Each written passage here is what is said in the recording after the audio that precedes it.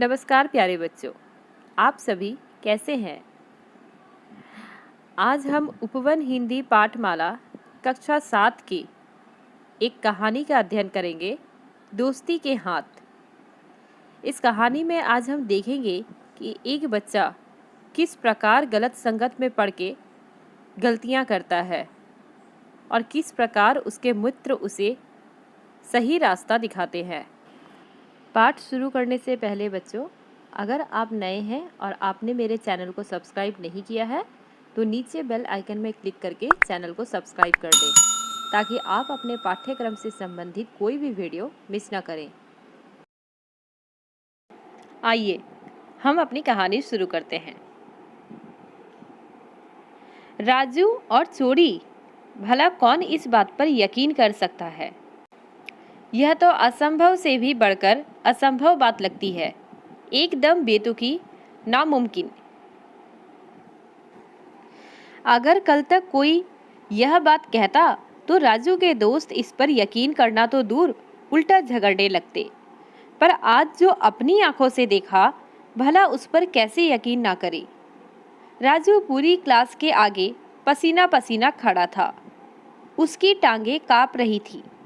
घबराहट के मारे सही शब्द तक उसे नहीं मिल रहे थे। सॉरी, सॉरी, सॉरी मैम, बस यही शब्द उसके मुंह से निकले। मैडम वंदना गोस्वामी भी हैरान थी और कक्षा के सारे छात्र तो जैसे भौचक्के होकर यह सारा नाटक देख रहे थे। क्लास के सब बच्चे सोच रहे थे, यही राजू है ना जो दोस्तों का दोस्त था और उन पर पैसे ऐसे लुटाया करता था जैसे पैसों की बरसात हो रही हो। दोस्तों की कोई पार्टी हो तो पैसे हमेशा राजू के जेब से निकलेंगे। कहीं जाना हो, पिकनिक हो, सैर सपाटा हो या खाने पीने का दावत या फिर अप्पू घर में झूले झूलने का प्रोग्राम, सब बच्चे राजू से कहते और राजू बिल्कुल बादशाहत वाली मुद्रा में मुस्कुराते हुए जेब से 100-100 के नोट निकालता। देखकर सबकी आंखें फैल जाती। राजू, कहाँ से लाते हो तुम इतने पैसे? कभी कोई डरते डरते पूछ भी लेता। मेरे पापा देते हैं, वे मुझे बहुत प्यार करते हैं। राजू सिर झटक कर कहता तो सबकी आंखों में हैरानी भर जाती। वही राजू आज पकड़ा गया चोरी की शिकायत में। कोई भी इस बात पर यकीन नहीं करना चाहता था, पर यकीन भला कैसे ना करे। सच तो आखिर सच था। राजू ने अनुराग की कीमती कलर बॉक्स चुराया था और उसकी चोरी पकड़ ली गई थी। चोर, राजू चोर? क्यों, किस लिए? लेकिन इस सवाल का जवाब अभी तक किसी को नहीं मिला। असल में राजू के पिता राकेश महाजन शहर के जाने माने वकील थे। वे राजू को बहुत प्यार करते थे, उसे किसी बात की कमी होने नहीं देते थे। इधर राजू ने अपनी कोई इच्छा प्रकट की और उधर उसके पापा ने 100-100 के नोट उसके हाथ पर रख दिए। जाओ बेटा, जाकर बाजार से ले आओ।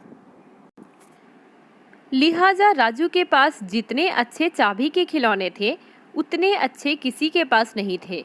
राजू के पास जितनी कीमती साइकिल थी वैसी किसी के पास नहीं थी। हंसते खरगोशों के कार्टून वाला स्कूल का बस्ता जितना खूबसूरत था वैसा किसी और बच्चे का नहीं था।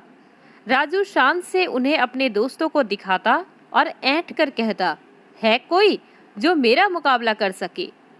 मगर इसी ऐंठ ने न जाने कब राजू को चोरी सिखा दी और धीरे धीरे यह आदत पक्की होती गई। अब राजू चाह कर भी उससे बच नहीं सकता था। दूसरे चाहे न जाने पर उसके नज़दीकी दोस्तों को पता चल ही गया था। एक दो दोस्तों ने राजू को टोका भी, राजू तुम यह क्यों करते हो?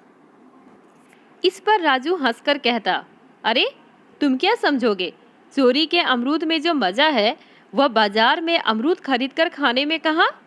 वैसे भी यह एक हुनर है, हुनर, आर्ट। भला कोई है जो मुझे पकड़ के दिखाए? अजीब बात यह थी कि राजू अपनी किसी जरूरत के लिए चोरी नहीं करता था, ना वह कभी पैसे चुराया करता था।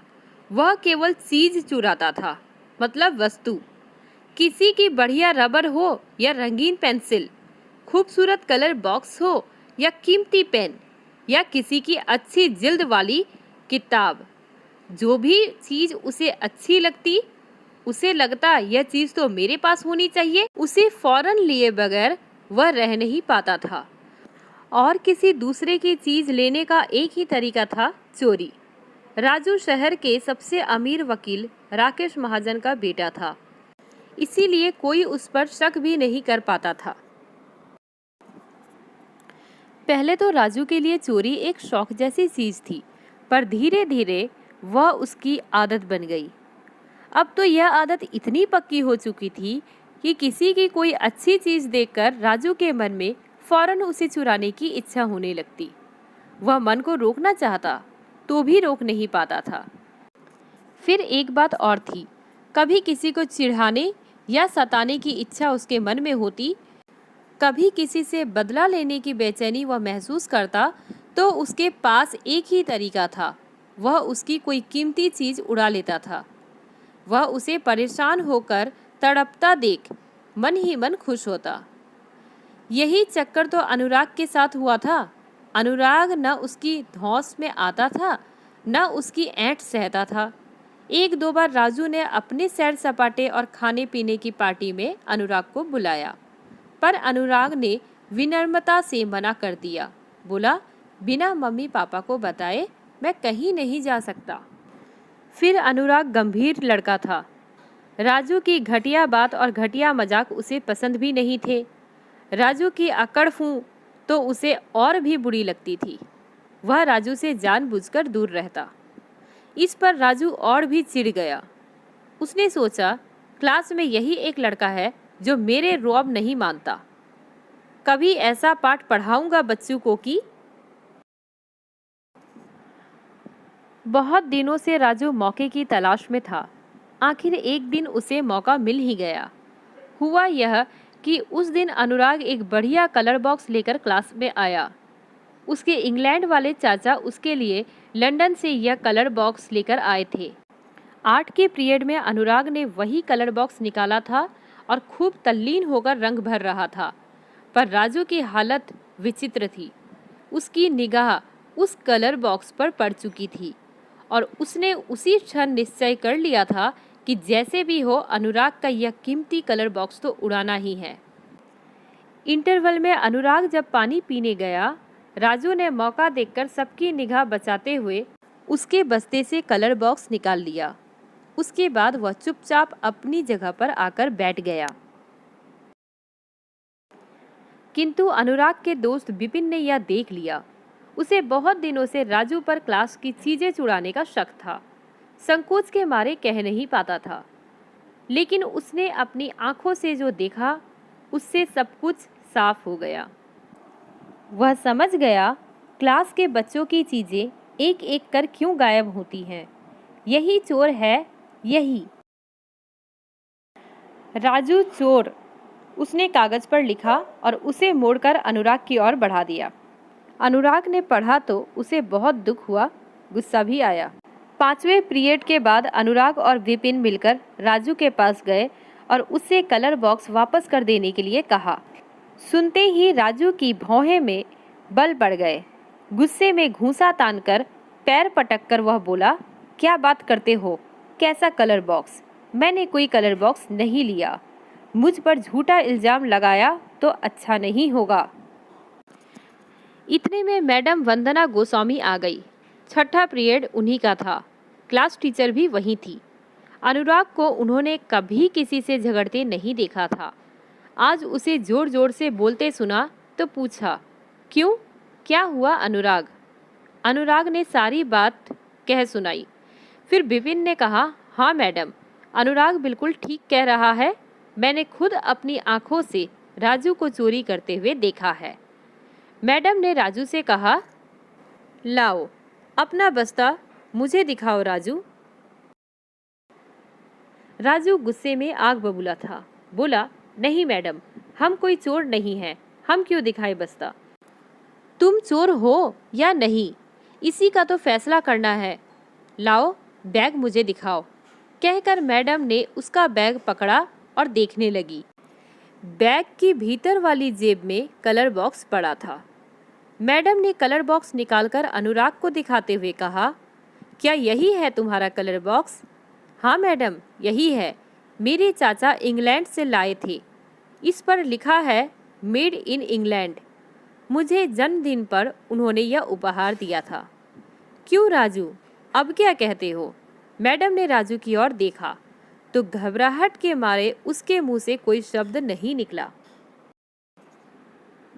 ठीक है, क्लास के सामने आकर खड़े हो जाओ, ब्लैक बोर्ड के पास, ताकि सब अच्छी तरह चोर की शक्ल देख लें। कहकर मैडम वंदना गोस्वामी अंग्रेजी का नया पाठ पढ़ाने लगी। उधर ब्लैक बोर्ड के पास खड़े राजू को क्लास के सब बच्चे हैरानी भरी नज़र से देख रहे थे। राजू की टांगें कांप रही थी।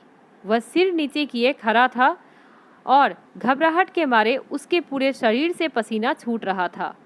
पीरियड खत्म होने के बाद मैडम ने राजू की ओर देखा, पूछा, अपनी गलती मानते हो राजू, या फिर तुम्हारे पापा को शिकायत लिखकर भेजूं? सॉरी मैडम, मैं आगे से कभी ऐसी गलती नहीं करूंगा। राजू ने कहा तो मैडम को उस पर तरस आ गई।